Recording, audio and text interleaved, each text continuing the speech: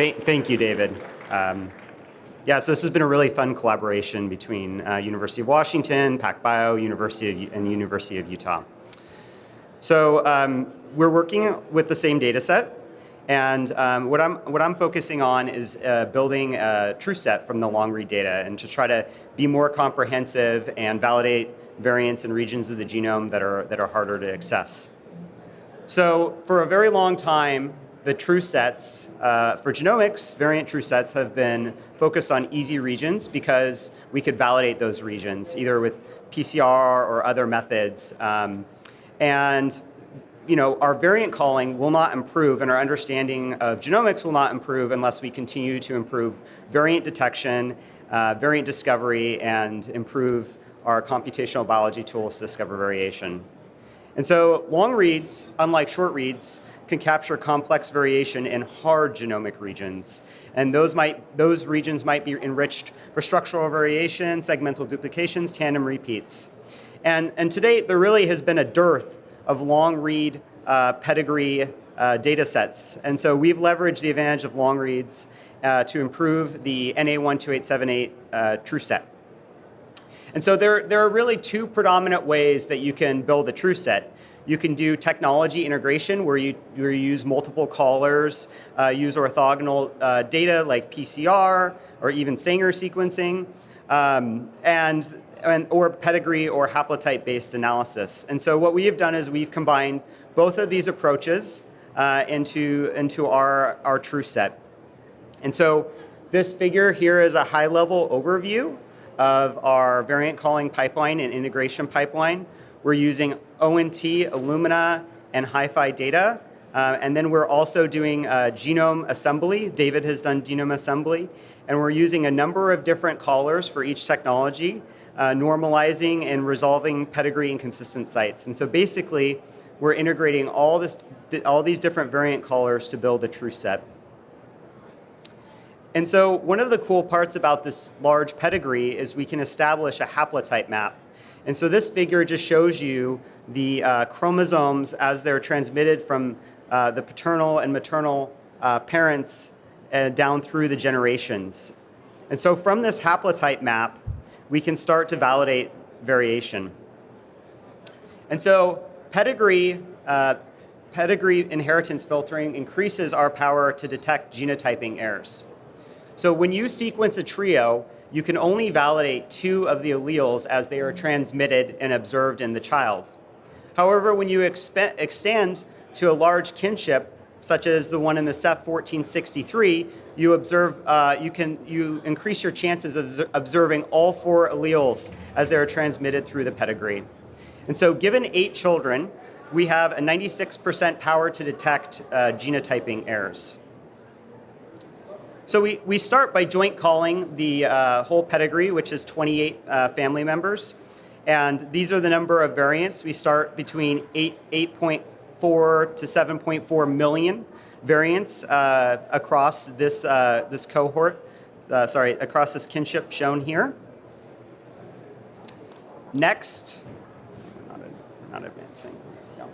Next, we filter for the pedigree consistent sites, which yields about 5 million variants. And then we go through our merging workflow where we normalize and we split variants. We filter alleles to find pedigree consistent sites. We create a unique key of the genotypes amongst that pedigree. And we sort and merge and remove inconsistent genotype calls between technologies. So finally, we restrict this data set just to NA12878. And we, compared to previous studies, including Eberle and Genome in a Bottle version 4.2, we have increased the number of small variants by 9 to 17%. This graph right here shows the intersection of the different calling technologies. And so what I hope you can see is that the vast majority of variants in our true set are actually shared across all sequencing and call technologies. And most of the variation, about 73%, are pedigree consistent and concordant across all methods. One thing I'd like to point out, which is interesting, is that the genome assembly-based calls generate the most unique calls, about 500,000. And so we're in the process of interrogating those and trying to figure out ways to double-check the validity of those calls.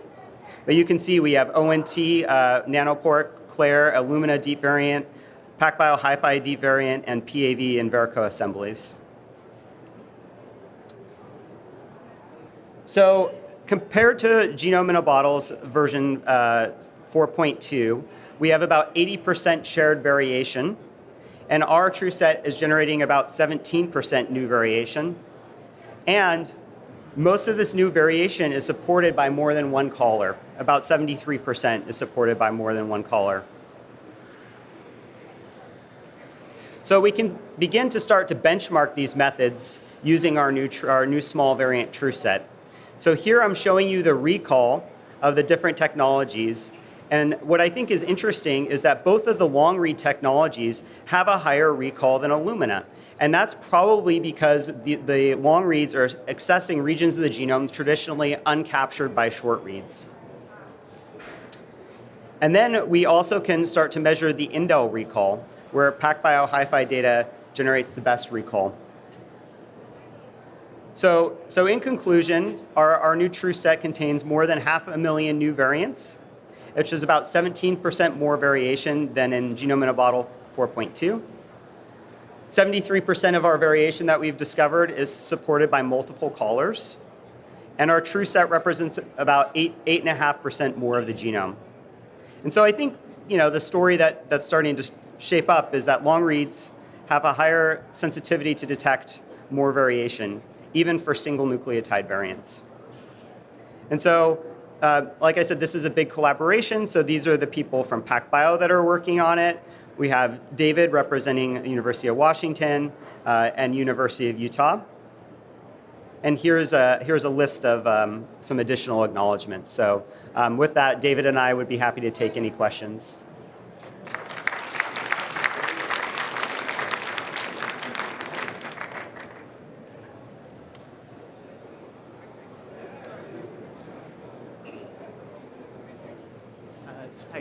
Hello, this is Jim from Strand Biotech. I'm wondering how confident you feel PacBio can cause de novo mutation. Do you want to answer that? You go ahead. De novo mutations? Yeah, I think, we are pretty confident about that. I mean, we are using, so far for the de novo calling pipeline, we are using deep variant and GATK. So we are using the intersection of those. And then for any call, we are going directly into the reads itself to really evaluate if the reads are supporting the variant. So I think we are pretty confident with all. I mean, so far we are, as I said, undercalling a little bit. So we are expecting a little bit more single nucleotide variation, like around in the ballpark, like around 100. So I think it's it's pretty accurate so far. Okay, thank you.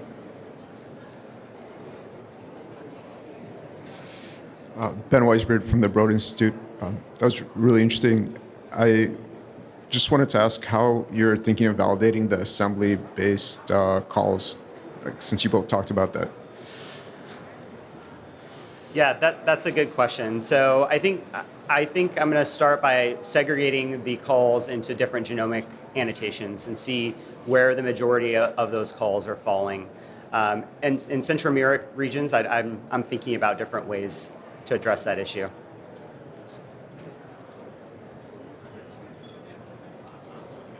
Okay. Hi, this is Yuji from Dana-Farber Cancer Institute. In the beginning of your presentation, you're talking about cell line artifact. Can you elaborate on that a little bit? Yeah, so cell lines sometimes, if not properly genotyped, can result, like continuous propagation of the cell line can result in even in a whole arm amplifications. So this is like very important to have the blood DNA to alleviate that, and also having a blood DNA will give us more truthful readout of the methylation data, for example. Because in a cell line, the methylation profile doesn't mean that much as for the blood DNA, which it's more trustworthy. So that's why the blood DNA is way better than the cell line. Okay, thank you. And for the de novo SNP slides, and after that, you said you filtered out some of the read data, and what QC or metric are you based on to filter out those read? For the de novo single-nucleotide, we are looking at the PacBio reads and to see if the variant is supported or not. And for structural variation, for larger de novo variation, we are mostly relying on de novo assemblies to basically align these de novo assemblies for the child and the parent all together and see if this de novo variation is only present in the child and not in the parent. So far, the de novo assemblies are is the predominant means of validation for us now.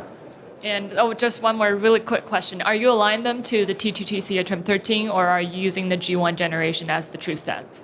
We are aligning both, like our variant call set are done in respect to T2T reference genome as well as GRCA38. But for validation, I am mostly relying subsetting the region where the de novo mutation is and just not using any reference, but aligning those sequences to itself, the child and the parents to itself, and see if this mutation is only in the child. Thank you. That was really cool. Thank you.